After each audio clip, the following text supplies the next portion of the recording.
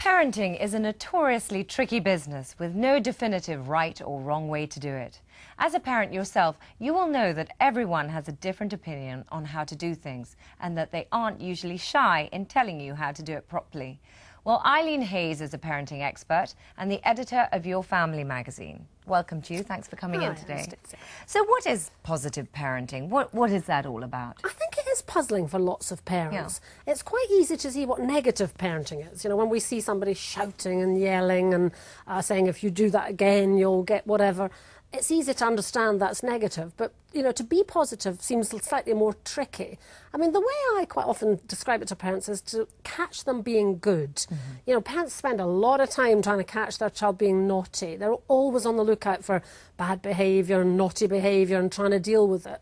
And actually, the trick is to think, you know, which are the behaviours I like and to give those the most attention. Can you give us an example, just to be clear? Yeah, I mean, it's very tempting if your children are just sitting playing quietly to just get on and, you know, tidy up or make the lunch and just say nothing about it. What you should do is go and say, I really love it when you're playing so quietly together. Thank you very much. That gives me time to make the lunch.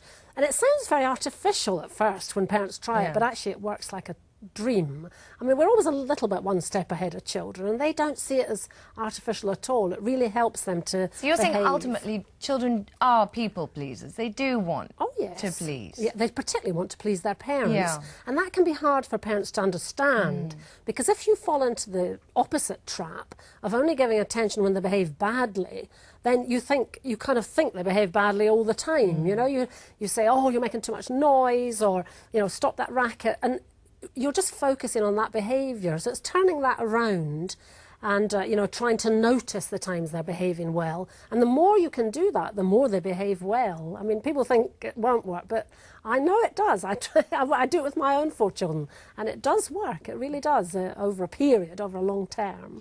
So give us an example of what not to do then, you know, sort of some negative parenting, if you like it. Well, I mean, it never helps if you wait till the child is really doing something you hate and then start screaming and shouting about it. Because, I mean, children also learn by example. So the more you are yelling and, you know, losing it about everything, the more they'll tend to do the same. And copy that behaviour. Copy that behaviour. I mean, it's hard, obviously, in a stressful life to be calm and laid back. But when your child is pouring their food all over the place. I mean, what is positive about that? I think there are 2 different things going on there. I mean, one is, you know, the fact that a lot of behaviour that parents call naughty is actually very much normal behaviour. It's trying to remember, and you can check this out with your friends, if every 2-year-old is doing the same thing, that's normal behaviour. Right. Doesn't matter whether it's aggravating to parents and you find it a strain, it's still normal behaviour. And I mean, every 1-year-old will crawl and touch the video on the TV. Every 2-year-old will mess with their food. Every 3-year-old will challenge you and say no to things. You know, these are normal behaviours. So I think the more you understand that, actually it helps you to think, well, they will grow out of this. It's just a phase. I mean, that's the first thing. But there are behaviours, of course, you can't ignore. Like if, you know, one of them's pouring paint over another one's hair, or your toddler is the one that bites another one in nursery. You know, there are behaviours you can't ignore. So you need to have... pick rules. your moments. Exactly. No, you know, keep your reactions for times when you really have no choice, when another child, you know, when safety's involved or they're hurting somebody else, then that's the time to say, no, this can't happen. And then it has more impact. Whereas, you know, if you say no to everything, they just tune out and they're not bothered at all about it. So it's, you know, keeping it does have some impact. And what about smacking? Really bad behaviour. What are your views on smacking? Is that... Well, smacking definitely isn't part of positive parenting. That's the negative parenting. I mean, no parent's a saint. And obviously in the real world, there are days when it all gets on top of you and you just can't make another minute's effort. And people do end up, you know, smacking, shouting, doing things they don't want to do. And children don't need perfect parents. I mean, that's some saintly person that actually wouldn't be terribly useful for children. But what you need to do then is say, you know, I shouldn't have done that. I lost it. That wasn't, you know, Mummy shouldn't have done that. And apologise, kiss and make up and try again. And that's a really valuable lesson for children, that, you know, parents make mistakes too. They can say they're sorry. You know, it's not just children who get it wrong. That's actually the way to sort of deal with that.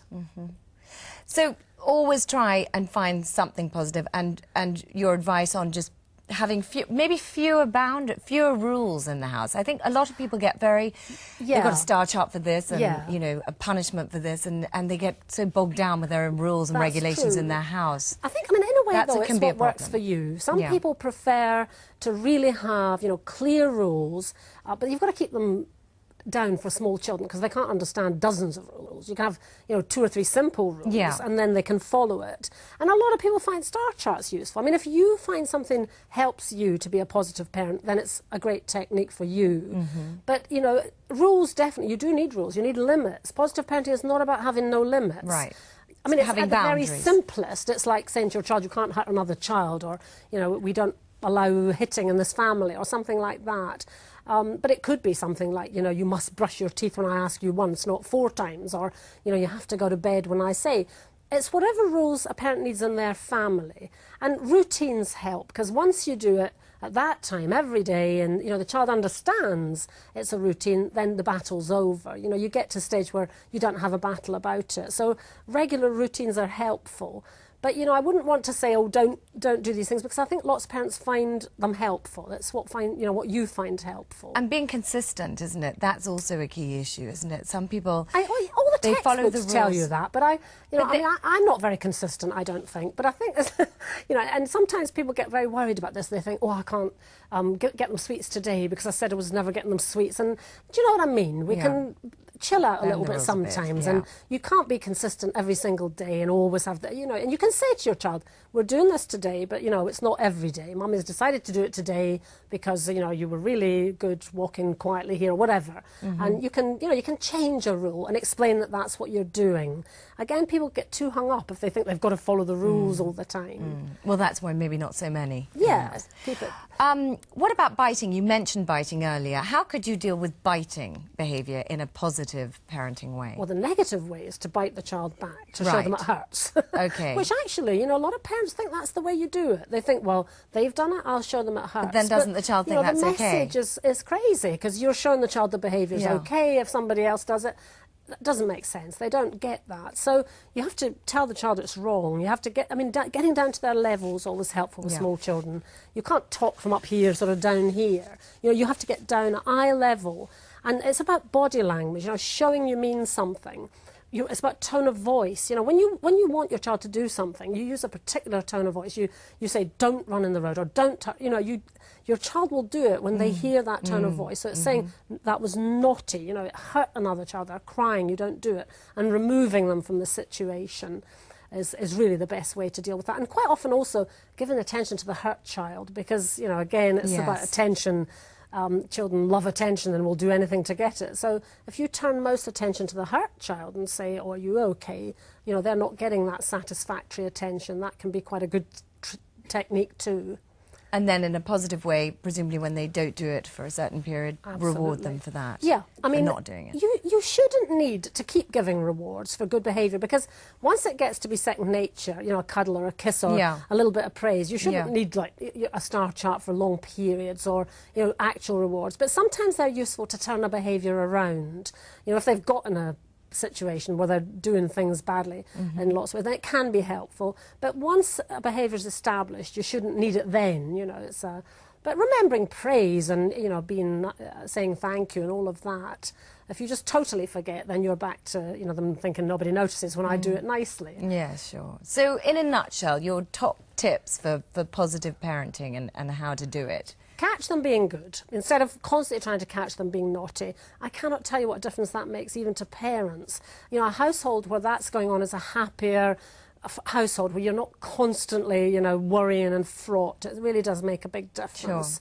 Sure. Give the descriptive praise, you know, say what it's for, not just general, you're a good boy or that was a good girl, because they don't know then. Right. You know, really describe what the praise is for. Yeah. And, you know, a bit of humour as well, though. Lighten up. You know, I think the problem is when people get very worried about discipline, you know, and they think, I don't feel like you've got to be a disciplinarian all the time. You know, a bit of humour. If you want the toys picked up, try falling over them and say, oh, I'm falling over those toys, you know, if we don't pick them up. Instead of saying, can you put those toys away? Or make it into a game. Yeah, make it into a game. Like get a clock timer and you know, all like those sorts of things. Pretending to put the shoes on that they won't, you know, running up to take the bath when they refuse. A bit of humour keeps a nice atmosphere in the family and really lightens And one does things forget up. it. One does get bogged You down. do, with you the know, you get angst and to the the point where you're time worrying schedule. about the rules and have we got to bed on time, and a bit of fun back Yeah. into the family, I think, No, I is what think we you're want to right. see. Especially when they're little. Oh yes, because it's over so quickly, and you know, you don't want to be constantly seeing yourself as a disciplinarian. You want to think you had fun with your child, and you know, it all just happened naturally. Yeah. Hopefully. Eileen, thank you so much for coming in today. Pleasure.